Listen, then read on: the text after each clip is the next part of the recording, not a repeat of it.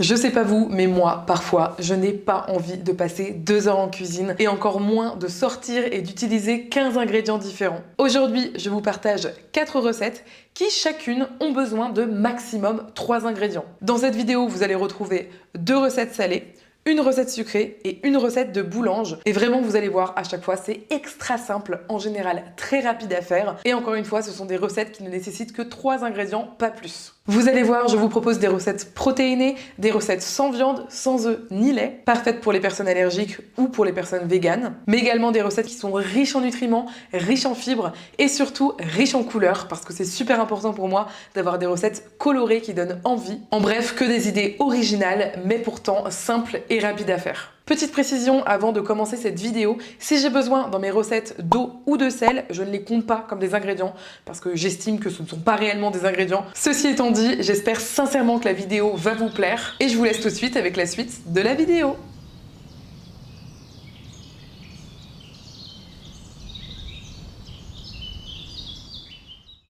Pour cette première recette avec 3 ingrédients, on va réaliser ensemble des pâtes maison protéinées. Donc pour ça, il va nous falloir un bloc de tofu soyeux. J'adore le bruit que ça a fait. Et ensuite, on va ajouter de la farine de blé. Alors, je pense qu'on peut utiliser un mix de farine sans gluten, surtout si ça contient notamment de la farine de pois chiche, de la farine de sarrasin, ce sera très bien. Et on peut ajouter une pincée de sel, une belle pincée quand même. Et là, on a déjà tous nos ingrédients pour faire nos pâtes protéinées. On va faire des pâtes au ciseau.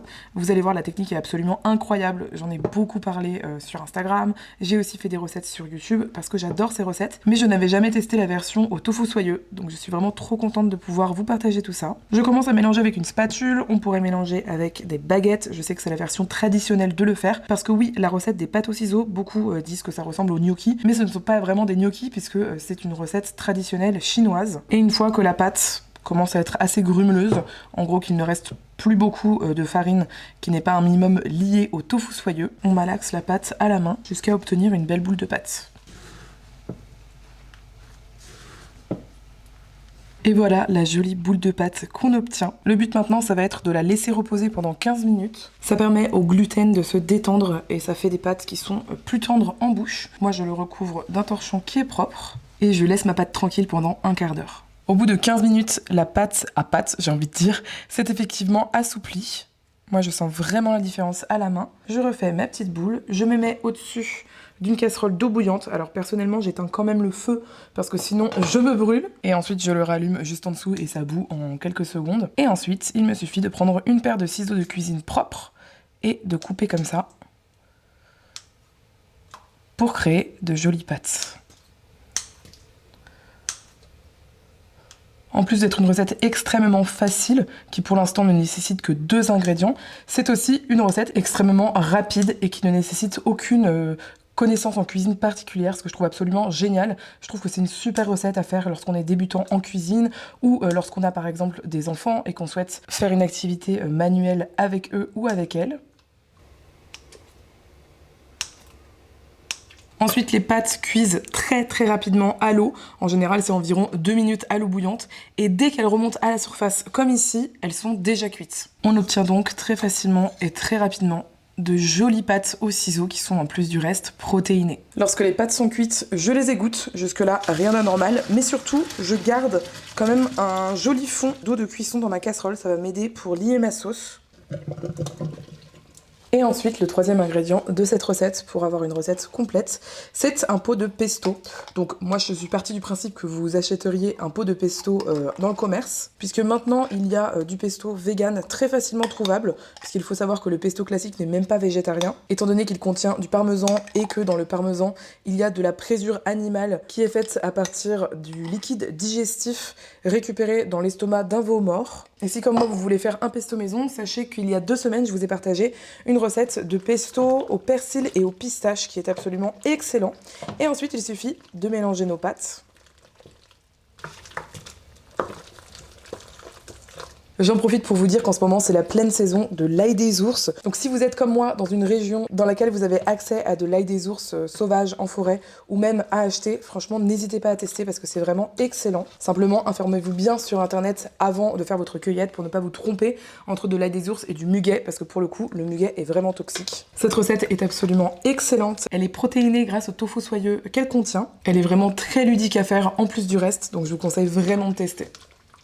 La plupart des ingrédients que j'utilise aujourd'hui sont bio et je sais qu'on est beaucoup à chercher à consommer plus bio au quotidien. Le problème, je vous l'apprends pas, c'est surtout les prix des magasins bio, surtout depuis l'inflation, je sais pas vous, mais je trouve que ça a explosé. Et c'est pour ça que je voulais absolument vous partager la solution que j'ai trouvée personnellement pour économiser plus de 400 € par an sur mes courses bio, sans faire l'impasse sur la qualité des produits. Et en fait, mon astuce maintenant, c'est de commander en ligne et de recevoir directement à la porte ma commande de produits bio. Et pour ça, je passe par un site internet qui s'appelle La Fourche. La Fourche, c'est exactement comme un magasin bio, mais en ligne, et qui a cette particularité incroyable de proposer des prix sur le bio qui sont entre -20 et -50% par rapport aux prix pratiqués en général dans le commerce. Et d'ailleurs, ça fait un peu plus d'un an que j'utilise La Fourche et j'ai déjà économisé près de 500 € sur mes courses bio. Le principe est hyper simple. Vous prenez une adhésion à l'année qui normalement coûte 59,90 € mais qui avec mon code RENARD20 passe à 39,90 € et ensuite vous accédez en illimité à leur catalogue de plus de 4000 produits bio à tarif réduit. Comme les prix sont beaucoup plus bas que dans un magasin bio, vous amortissez votre adhésion à 39,90 € vraiment très rapidement. Et surtout, ce que je trouve génial, c'est que comme c'est un système d'adhésion solidaire, pour une personne qui va prendre une adhésion parce qu'elle a les moyens de le faire, une autre personne se verra attribuer une adhésion totalement offerte. Donc si par exemple vous êtes une personne de moins de 23 ans, ou que vous êtes une personne étudiante, ou bien que vous êtes au RSA, que vous bénéficiez de l'ARE, que vous soyez reconnu comme travailleur ou travailleuse handicapée, et dans encore plein d'autres cas, vous avez votre adhésion à La Fourche totalement offerte, ce que je trouve vraiment génial. Dans tous les cas, quel que soit votre revenu, lors de l'adhésion à La Fourche, vous ne payez rien pendant 30 jours, et si vous souhaitez continuer l'expérience et prendre une adhésion sur un an, dans ces cas-là, vous bénéficierez de -20 € sur l'adhésion grâce à mon code RENARD20. Perso, je commande une fois par mois sur La Fourche, je viens de recevoir ma commande, donc je vous propose de vous faire un petit haul des produits que j'ai achetés. D'ailleurs, personnellement, je passe par le système de livraison zéro déchet,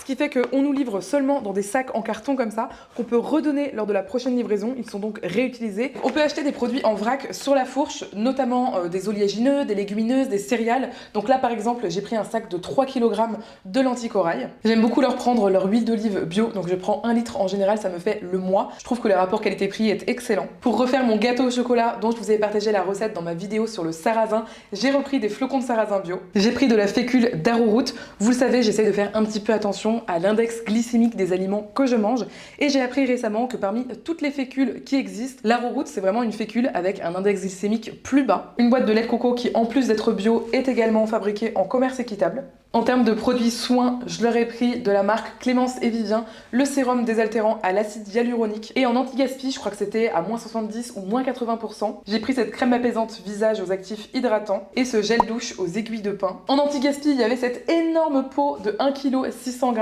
de poivrons grillés rouges. Je l'ai pris parce que déjà j'adore les poivrons grillés rouges et c'est pas encore la saison des poivrons, donc je préfère les acheter comme ça en bocal. Et pareil, leurs olives roses et violettes de la marque Filia. Voilà, je vous laisse avec le lien vers La Fourche sous la vidéo. Si vous voulez aller jeter un œil à leur catalogue, n'hésitez pas. N'hésitez pas également à adhérer gratuitement pendant 30 jours en passant par mon lien et en rentrant systématiquement mon code RENARD20. Comme ça, si à la fin vous souhaitez rester, vous bénéficierez bien de 20 € offertes sur l'adhésion annuelle. Pour notre seconde recette, on va avoir besoin à nouveau de 3 ingrédients bien sûr. Et pour cela, on va commencer par utiliser de la farine de riz gluant. Alors c'est très important de prendre spécifiquement de la farine de riz gluant et pas de la farine de riz classique. À cela, je vais ajouter du sucre. Alors plus précisément, moi j'utilise un simili-sucre d'origine naturelle. Donc j'utilise du xylitol, mais là vous faites vraiment comme vous voulez. Je mélange mes poudres. Et une fois que c'est fait, j'utilise un jus de fruits ou un jus de légumes au choix. Donc moi ici, j'ai choisi un jus de cassis et également un jus de carotte. Donc en l'occurrence, vous choisissez le jus certes en fonction de vos goûts, mais aussi et surtout en fonction de la couleur que vous souhaitez réaliser pour vos mochis, puisque oui, on est en train de réaliser des mochis. Et donc forcément, avec un jus de cassis, vous allez avoir des mochis qui vont être violets ou mauves, alors qu'avec un jus de carotte, vous allez avoir des mochis qui vont être à l'inverse orange. Et vous pouvez choisir bien évidemment d'autres jus, par exemple des jus qui sont plutôt jaunes, comme du jus multifruits, du jus d'ananas, ou bien du jus d'abricot pour le côté orangé. Et ce qui est vraiment très très rigolo avec cette recette, outre le fait qu'elle est extrêmement simple et qu'elle ne nécessite que très peu d'ingrédients, c'est qu'on va pouvoir créer des mochis avec plein de couleurs différentes, et ce totalement naturellement. Si vous voulez renforcer certaines couleurs, notamment par exemple la couleur verte ou la couleur jaune, n'hésitez pas à utiliser des poudres en plus, donc ça fera un 4e ingrédient, mais c'est vraiment en fonction aussi de ce que vous avez chez vous et c'est facultatif. Par exemple, pour le cas d'une pâte qui serait verte, vous pourriez mettre un petit peu de matcha ou de poudre d'herbe de blé, et pour une pâte qui serait jaune orangé, vous pourriez utiliser du curcuma pour accentuer cette couleur. Là ici, pour une couleur un petit peu comme ça, mauve, qui tire vers le rose, vous pourriez utiliser par exemple un petit peu de poudre de betterave. Mais honnêtement, les jus de fruits ou de légumes conviennent déjà parfaitement, c'est déjà très suffisant. Regardez-moi ce superbe ruban. Je trouve ça absolument splendide, vraiment j'adore. J'ai ici ma cocotte, à l'intérieur j'ai un cuit vapeur, enfin un panier vapeur plutôt. J'ai de l'eau qui bout juste en dessous. Je vais y mettre un papier sulfurisé comme ceci. Alors parfois on conseille de faire des petits trous dans le papier sulfurisé pour que ça soit bien cuit à la vapeur, mais là c'est vraiment pas nécessaire et ce serait même embêtant puisque bah, forcément on est sur une pâte qui est quand même assez liquide et qui passerait dans les trous. Donc j'ajoute ma pâte à mochi. Et maintenant, il me suffit de recouvrir avec mon couvercle et de laisser cuire à la vapeur pendant 20 minutes. Sachez que vous pouvez tout à fait cuire vos mochis au four à micro-ondes. Personnellement, je n'ai pas de four à micro-ondes chez moi. C'est pour ça que je vous montre la méthode à la vapeur. Mais si vous avez un four à micro-ondes, sachez que c'est beaucoup plus rapide. Ça prend seulement 1 minute 30 de cuisson. Donc en général, c'est 30 secondes, on mélange, 30 secondes, on mélange, 30 secondes, on mélange. Et c'est déjà prêt, tandis que moi, je dois attendre 20 minutes. Je vous écrirai toutes les étapes pour la cuisson au four à micro-ondes sous la vidéo dans la description. Je vous montre également la version à la carotte parce que pourquoi pas. Donc pareil, on commence sur une base de farine de riz gluant. Ensuite, j'ajoute mon xylitol, mais du sucre c'est très bien aussi. Pour la version au cassis, j'ai utilisé un fouet pour mélanger, mais au final, je préfère vraiment la version avec les baguettes. Et ensuite, on ajoute ici du jus de carotte. Je mélange toujours avec mes baguettes. Ça fait une couleur orange mais pastel du coup. C'est très très joli je trouve. Et voilà, en moins d'1 minute, on a une superbe pâte comme ça. Le but c'est qu'il n'y ait plus de grumeaux, encore une fois que ça forme un joli ruban. Les 20 minutes sont écoulées. Et là on peut voir que la couleur et la texture de notre mochi a été totalement modifiée. Donc ça, on va le laisser refroidir pendant une dizaine de minutes. Et je vais pouvoir lancer ma deuxième couleur de mochi. Donc cette fois-ci, j'ai coupé un rond sur mon papier sulfurisé parce que je sais pas si vous l'avez vu sur le mochi précédent. Mais comme il y avait de longs bords en fait à mon papier sulfurisé, ça a fait re-rentrer un petit peu de l'eau en fait, de la vapeur d'eau qui s'est condensée sur les côtés et qui est retombée dans la pâte à mochi. Donc cette fois-ci, je coupe mon papier cuisson et je vous invite à faire de même chez vous. Je rallume mon feu et c'est parti une nouvelle fois pour 20 minutes de cuisson. Maintenant que mes mochis sont cuits, je prépare mon plan de travail. Donc je vais vraiment bien mettre de la farine de riz gluant un peu partout. Et une fois que c'est fait, je récupère ma pâte à mochi qui est cuite. Donc vous voyez, elle est bien brillante. C'est très important. Il ne faut plus qu'il ne reste de petits morceaux un peu blancs en fait à l'intérieur, un peu mat, puisque lorsque la pâte à mochi cuit, elle passe de mat à brillante. Et maintenant, je vais retourner mon mochi. Et là, je vais pouvoir, avec les mains, décoller mon mochi du papier sulfurisé. D'ailleurs, j'aurais pu mettre un petit peu d'huile avec un pinceau sur mon papier sulfurisé et ensuite verser ma pâte à mochi. Comme ça m'aurait évité d'avoir ma pâte à mochi qui colle un petit peu sur le papier cuisson. Mais après, c'est pas bien grave non plus.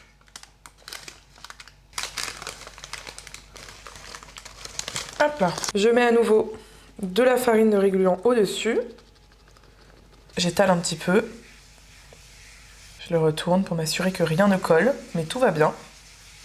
Et maintenant, pour couper mes morceaux de mochi, je vais utiliser cette corne à pâtisserie en plastique. Je viens bien mettre de la farine de riz gluant un peu partout, comme ça, pour pas trop que ça colle. Et ensuite, je vais couper. Ça se coupe vraiment très facilement. C'est tellement satisfaisant à faire, vraiment j'adore. Et à nouveau, je coupe.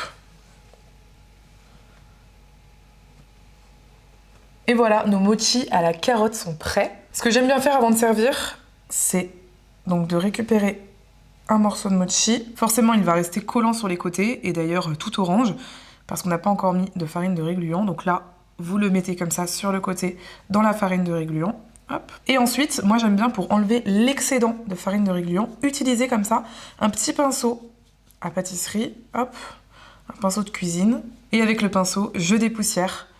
Encore une fois, très très fun à faire. Et là, on obtient un magnifique mochi qui ne colle pas du tout comme vous pouvez le voir. Et je vous montre la texture qui est incroyable. Et l'intérieur du mochi, bien chewy. Et voici le résultat des mochis à la carotte dans une jolie assiette. Maintenant, je remets un petit peu de farine de riz gluant, pas trop, pour accueillir notre deuxième pâte à mochi, qui est donc la pâte à mochi au cassis. Vu le goût intense et très naturel du premier mochi, je suis très très curieuse d'avoir le goût de ce mochi au cassis. À mon avis, ça va être excellent. On fait comme pour l'autre, voilà. Et ensuite, j'enlève le papier sulfurisé. Je confirme par rapport à tout à l'heure que le papier sulfurisé était beaucoup plus difficile à enlever à cause du fait qu'il était encore un peu mouillé. Donc vraiment coupez bien les bords de vos papiers sulfurisés pour pas que l'eau qui s'évapore revienne sur le mochi. Tout va bien tout de même. Hop, je le retourne. Et maintenant, encore une fois, je vais le couper. Moment super satisfaisant. C'est tellement agréable à faire et franchement avec cet outil ça marche extrêmement bien parce que j'ai déjà essayé de couper sur mon plan de travail comme ça mes mochis avec une lame de couteau, mais comme la lame de couteau est en métal, franchement ça accrochait quand même bien le mochi, même en coupant comme ça. Là c'est vraiment extra facile avec cet instrument, donc franchement si vous avez ne serait-ce qu'un couteau en plastique par exemple, n'hésitez pas à l'utiliser parce que je pense que ce sera très efficace. C'est parti, je vous montre la couleur une fois qu'on a passé le petit pinceau comme ça. J'adore. On devine le violet en dessous. Violet bien foncé, là, c'est juste trop trop beau. Et voilà la couleur finale du mochi au cassis. Je vous montre encore une fois la texture. Et voici ma superbe assiette avec mes mochis de couleurs et de saveurs dessus. Honnêtement, j'arrive pas à croire que ces mochis aient été faits avec seulement 3 ingrédients. C'est juste incroyable. Et en plus, on peut les décliner un petit peu à l'infini. J'ai trop hâte de tester d'autres goûts également. Mais pour maintenant, je vous propose de les goûter. Donc je vais d'abord goûter celui à la carotte. Waouh! Franchement, c'est incroyable à quel point la saveur tellement fraîche de la carotte a été hyper préservée dans ce mochi. Clairement, c'est grâce au fait que j'ai utilisé un jus de fruits de bonne qualité, bio, 100% pur jus. Du coup, on a vraiment l'impression d'être dans un champ de carottes et de croquer dans une carotte. C'est juste trop trop bon. Si vous aimez tout ce qui est gâteau à la carotte, par exemple, vous allez adorer ces mochis. Et maintenant, je vous propose de goûter ceux au cassis. Waouh! Que ce soit l'un ou l'autre, faut vraiment se signifier que c'est une explosion de saveurs en bouche. Effectivement, on a l'impression de croquer dans du cassis. C'est acidulé comme il faut, c'est hyper fruité. Et en même temps, on a toute la douceur du mochi, ce côté presque chamallow, presque guimauve. Cette texture complètement caractéristique du riz gluant qui est inimitable. Franchement, testez cette recette. Testez également, pourquoi pas, c'est la saison avec des fraises que vous mixez. Ça va être juste excellent si vous avez des fraises un petit peu abîmées à passer. C'est juste parfait. Pour la prochaine recette, on va avoir besoin de betteraves ou de tout autre légume, de préférence assez coloré. Vous pouvez utiliser par exemple de la betterave jaune si vous préférez. Vous pouvez également utiliser des épinards, que cette fois-ci vous mixerez parce que là, pour ma betterave qui est crue, je vais la râper. Alors le but ici, c'est moi d'avoir le poids de mon saladier.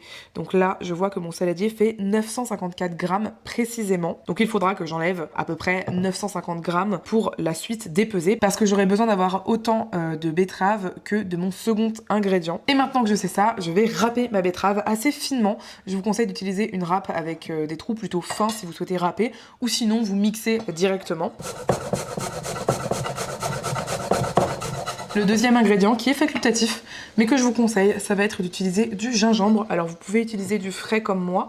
Vous le savez, personnellement, je congèle mon gingembre, déjà parce que ça permet de le conserver très longtemps, et en plus, ça permet de beaucoup mieux râper, parce que une fois congelé, je sais pas comment dire, mais les fibres ne sont pas aussi molles, et du coup, lorsqu'on râpe, ça fait pas un truc tout fibreux, tout bizarre.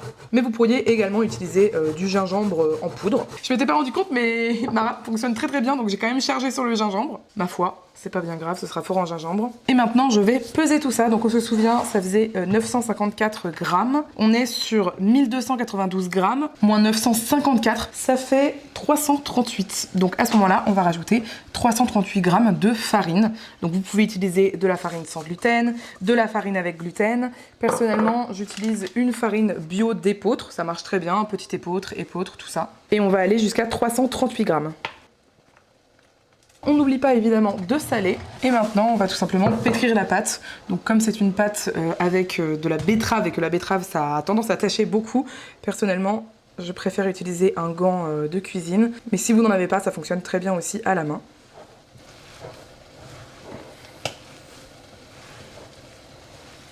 Et voilà, on obtient une très jolie boule de pâte. Regardez cette belle couleur, vraiment j'adore. Pour faire nos chapatis, moi j'utilise une presse à tortilla, mais c'est facultatif, vous pouvez tout à fait utiliser un rouleau à pâtisserie. L'important c'est surtout de bien mettre de la farine autour de votre pâte pour que ça ne colle pas. Donc moi je récupère un petit bout de pâte comme ceci, je viens encore une fois vraiment le mettre généreusement dans la farine. Je le place sur ma presse à tortilla, je rajoute à nouveau de la farine au-dessus, et ensuite je vais pouvoir écraser tout ça avec ma presse à tortilla. Et une fois que c'est fait, j'ouvre ma presse à tortilla. On voit le chapati qui est plutôt au-dessus. Je vais simplement le décoller à la main. Comme on a mis suffisamment de farine, ça ne colle pas. Et voici mon chapati prêt à être cuit. Pour la cuisson, on n'utilise aucune matière grasse, donc pas de ghee, comme c'est souvent le cas dans la cuisine indienne, mais pas d'huile non plus. Bref, on met le chapati à sec dans notre poêle et surtout, on est sur feu faible, à moyen, mais pas plus. Au fur et à mesure de la cuisson, vous allez voir votre chapati se gonfler à certains endroits. Régulièrement, vous le retournez jusqu'à ce que ça paraisse cuit un peu partout et ensuite, vous pouvez passer au chapati suivant. Et voici le résultat des chapatis. J'adore cette recette. Ça cuit quand même assez rapidement. En fait, lors de la cuisson, ça se dédouble. Donc, vous pouvez tout à fait le garnir. Ça, c'est un pur délice. Ça peut s'utiliser à l'apéro avec des tartinades, mais aussi pour faire des wraps, pour des pique-niques par exemple, pour faire vos sandwichs, vos repas pour le midi si vous allez à la fac, à l'école, au travail. Ici, on a la version betterave, mais comme dit, vous pouvez tout à fait faire une version carotte ou encore une version épinard ou même d'autres versions si vous avez d'autres idées. C'est également une recette qui peut se faire avec de la farine sans gluten, notamment si vous utilisez un mix. Moi, je fais souvent un mélange de farine de riz, farine de sarrasin ou de pois chiches, une fécule, donc par exemple de la fécule de tapioca, elle est très très bien parce qu'elle est bien liante, et également un petit peu de poudre d'amande. Vous pourriez aussi mettre de la poudre de graines de tournesol si vous êtes allergique aux fruits à coque. Bref, j'aime beaucoup cette recette et elle ira parfaitement bien avec le raïta de betterave et de carottes que je vous ai partagé récemment sur mes réseaux sociaux. Pour la prochaine recette, on va réaliser un pain express avec seulement 3 ingrédients. Donc le premier ingrédient, c'est de la farine avec de la levure chimique incorporée. Ça s'achète dans n'importe quel supermarché ou magasin bio. On n'oublie pas la belle pincée de sel. Notre deuxième ingrédient, c'est tout simplement du lait de coco, une boîte de lait de coco. On va en utiliser seulement à peu près la moitié. J'ajoute 170 g de lait de coco. Et pour activer encore plus la levure chimique, je vais mettre un petit peu de jus de citron comme ça. Et pour les ingrédients, c'est déjà fini. C'est pour vous dire la simplicité de ce pain. Alors évidemment, si vous le souhaitez, vous pouvez mettre par exemple des graines à l'intérieur, ou bien des tomates séchées, des olives coupées en morceaux, ce genre de choses. Mais c'est totalement facultatif. Nature comme ça fera un excellent pain. Vous voyez, la pâte se forme extrêmement facilement. Et le but ici, c'est au contraire de ne pas surmélanger. Vous allez peut-être vous dire, oui, mais c'est du pain, j'ai envie de le pétrir. Ne le faites pas, parce que tant qu'il n'y a pas de levure boulangère, c'est vraiment inutile de pétrir. Au contraire, plus vous allez pétrir et mélanger, plus vous aurez un pain compact, et c'est vraiment pas l'objectif. Donc je vous invite au contraire à vraiment mélanger comme ça à la cuillère, jusqu'à ce que ça forme une boule. Donc vous l'avez vu, ça prend 2 minutes. Créez une surface farinée comme ça. Et ensuite, tout simplement, mettre votre boule de pâte, votre futur pain dessus. C'est une recette que je fais depuis des années, que je faisais même lorsque j'étais enfant, parce que c'est une recette extrêmement facile à faire. Et pour autant, on a vraiment la satisfaction d'avoir fait du pain maison. C'est la recette du Irish Soda Bread. Dites-moi en commentaire si vous la connaissez, ça m'intéresse énormément. Et c'est une recette où d'ordinaire on utilise du bicarbonate de soude, d'où le nom Irish Soda Bread, puisque baking soda, ça veut dire bicarbonate de soude en anglais. Mais d'ordinaire, évidemment, on utilise de l'eau et pas du lait de coco, ce qui est la spécificité ici. Et moi, j'en faisais souvent aussi avec de la farine d'avoine, donc vous savez, des flocons d'avoine réduits en poudre. Si vous êtes totalement sans gluten, ça peut être une alternative à explorer pour ce pain. Donc vous achetez des flocons d'avoine qui sont certifiés sans gluten, sans trace de gluten. Il faut bien vérifier sur l'emballage. Et ensuite, vous les mixez dans un petit robot, par exemple un petit moulin à café. Et ensuite, vous l'utilisez dans cette recette. C'est déjà presque fini. Maintenant, on va prendre notre boule de pain. On va la mettre sur notre plaque recouverte de papier sulfurisé. Avec un petit couteau, on va créer la croix, qui est assez traditionnelle aussi sur l'Irish Soda Bread. On forme une croix au milieu. J'ai récupéré un petit peu de farine de mon plan de travail des chapatis. J'en mets un petit peu sur le dessus comme ça. Et maintenant, on va laisser la magie opérer dans le four. Je le mets pour 40 minutes à 180 degrés. Et voici notre Irish Soda Bread qui est sorti du four. Il est vraiment trop joli. Ce que je vous conseille de faire, c'est que lorsque vous éteignez votre four, vous tapez un petit peu derrière et vous vérifiez si le pain sonne bien creux, ce qui veut dire qu'il est bien cuit. Je vais en couper une part et comme ça on va pouvoir admirer son intérieur. Et voilà, non mais regardez-moi cette magnifique mie. Incroyable, il est hyper tendre, vraiment bien moelleux, il sent extrêmement bon, il sent un petit peu le lait de coco. Je vous montre également le pain entier. Franchement, il est hyper joli. C'est vraiment une super recette à faire, notamment si vous recevez par exemple.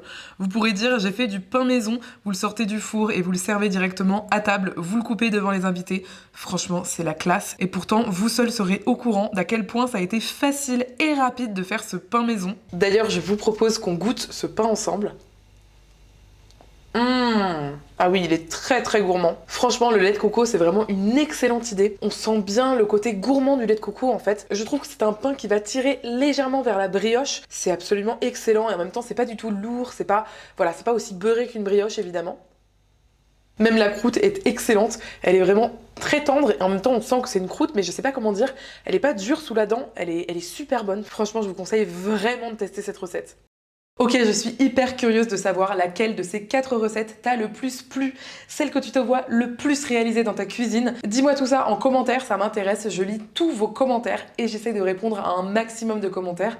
Si vous avez des questions par rapport à la vidéo ou si vous-même vous avez des recettes en peu d'ingrédients que vous faites régulièrement à la maison, n'hésitez surtout pas à partager vos bons plans dans l'espace commentaire. Je sais qu'on est beaucoup à se lire entre nous et ça peut vraiment servir à d'autres personnes. Si la vidéo vous a plu, n'hésitez pas à vous abonner, à laisser un pouce en l'air, ça prend 2 secondes, c'est gratuit et ça soutient énormément la chaîne. Si cette vidéo vous a plu, sachez que j'ai fait énormément d'autres vidéos de ce type sur ma chaîne YouTube, donc je vous mets une playlist dans le petit i, n'hésitez pas à aller voir ça. Moi je vous dis à tout de suite sur une autre vidéo de la chaîne et d'ici là je vous dis à très vite.